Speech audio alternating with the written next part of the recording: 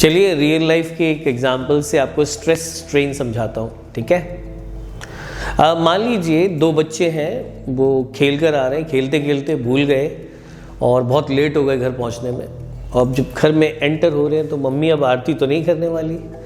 Definitely mummy ने ढंग से पिटाई की और डांटा भी खूब दोनों को कि इतना लेट आ रहे हो, तुम्हें कुछ समझ नहीं आती है। अब उसमें हुआ क्या, एक बच्चा जो उनमें से था वो सेंसिटिव था बहुत ज़्यादा। उसने जैसे ही डांट सुनी इतनी तो वो एकदम गुमसुम हो गया, चुपचाप हो गया, खाना वाना नहीं खाया उसने उस दिन। वहीं जो दूसरा बच्चा था, यस उसी का भाई, उसको भी वही डांट और वही पिटाई मिली। लेकिन जैसे ही पिटाई विटाई खा के थोड़ी देर बाद वो आया, मम्मी के पास जाते, मम्मी एक काम करो ना, अब इतना पीट लिया है, डांट लिया है, जोमेटो से जलेबियाँ मंगवा दो ना मम्मी। अब देखो कितनी अजीब बात है, सेम स्ट्रेस लेकिन दो बच्चे जो कि अलग अलग हैं उनमें अलग अलग स्ट्रेन आया। तो कहीं ना कहीं बच्चे की अपनी खुद की भी कुछ प्रॉपर्टी होती है स्ट्रेन लेने की।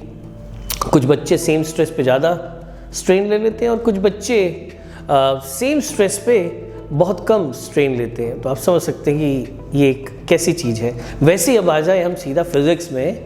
मान लीजिए आपके पास एक कॉपर की वायर है और आपके पास एक स्टील की वायर है। आप दोनों को सेम स्ट्रेस दे दीजिए।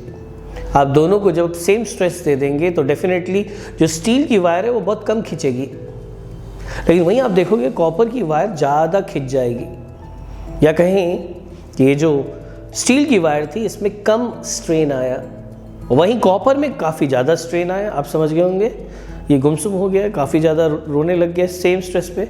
और ये आप जानते हैं जोमेटो से जलेबी मांग रहा है, राइट। तो यहाँ पर हमें पता लगा कि इसमें बहुत कम स्ट्रेन आया, और इसमें अगर कम स्ट्रेन आया तो ये ज़्यादा इलास्टिक है।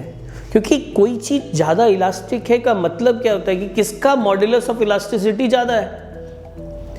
तो स्टील की मॉड्यूलस ऑफ इलास्टिसिटी कॉपर की मॉड्यूलस ऑफ इलास्टिसिटी से ज़्यादा होगी। क्यों?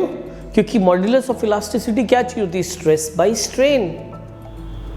और दोनों को सेम स्ट्रेस दिया था और इसमें स्ट्रेन कम है। जिसका डिनोमिनेटर कम है वो क्वांटिटी ज़्यादा है, उसकी मॉड्यूलस ऑफ इलास्टिसिटी ज़्यादा है।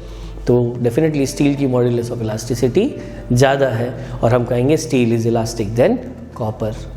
या जो पुराने शब्द है उसमें अगर हम इसे पिरोएं तो क्या कहेंगे, हम ये कहेंगे कि कहीं ना कहीं इलास्टिसिटी का लेना देना सिर्फ स्ट्रेस पे नहीं होता, या कहीं स्ट्रेन का लेना देना सिर्फ स्ट्रेस पे नहीं होता, कहीं ना कहीं वो मटेरियल की अपनी खुद की भी क्वालिटी होती है। कोई कुछ ज़्यादा स्ट्रेन ले लेते हैं उतने ही स्ट्रेस पे, कुछ कम स्ट्रेन लेते हैं उतने ही स्ट्रेस पे। सो कभी भी मत सोचना कि स्ट्रेस ही अकेला इम्पॉर्टेंट है स्ट्रेन के लिए, मटेरियल भी इम्पॉर्टेंट है स्ट्रेन के लिए। सो थोड़ा बारीक था लेकिन बहुत इम्पॉर्टेंट था। मुझे लगता है आपको स्ट्रेस स्ट्रेन समझ में आ गया होगा। बस ऐसे ही समझते चलिए।